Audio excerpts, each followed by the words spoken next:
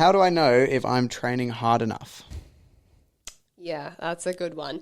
I feel like this is such a common thing amongst so many gym goers, and I see it honestly on a day-to-day basis. In the gym, people just flapping around, like wasting their time. Like if you're going to go to the gym, if you're going to dedicate an hour, 45 minutes to training, train hard. Like give it a good crack. So my kind of number one thing that I would look out for, and this is kind of what I would look out for when I was PTing on the gym floor, is how your first rep looks compared to your last rep. Your first rep should be pretty cruisy. Like you've got no lactic acid buildup. You're probably quite, you don't have as much fatigue. Your final rep on that set should be a grind. Like you should be pushing hard. You should almost look like you're about to pop like a blood vessel in your eyeball. Probably not that extreme, but you know what I mean. Like it should be hard. It should be slow. Your tempo should be slowed down. It should look difficult. And if it doesn't look difficult and or feel difficult, chances are you're probably not training hard enough. Yeah, definitely. You need to be pushing hard. The reason you need to be pushing hard, like let's say you have a set of 10 and your rep range is 10 reps and you've got to try and aim for 10. You might do a set of 8 and those first 8 are just building you up for those final 2 reps, which are the most important.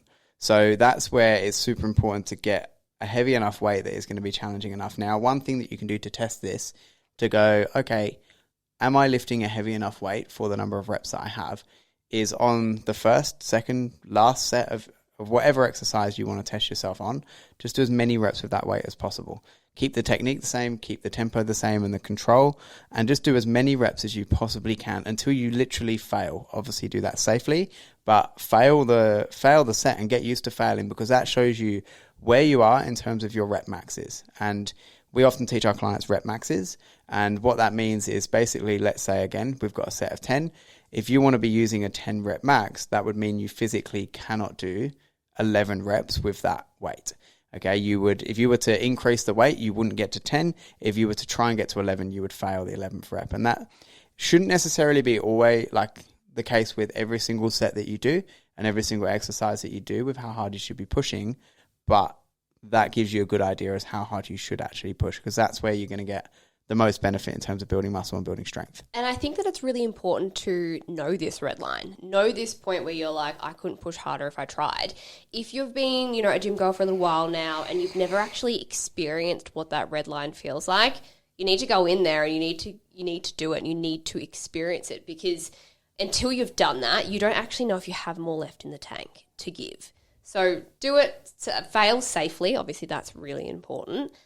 So set up your safety rails, for the love of God. I've seen way too many gym fails or accidents without safety rails. Yeah. It kind of gives me like PTSD from when I worked in the gym. But learn that red line, and honestly, it will take your training to the next level, and you're going to feel far more accomplished within your training as well if you're doing it that way, compared to just flapping around like a flop.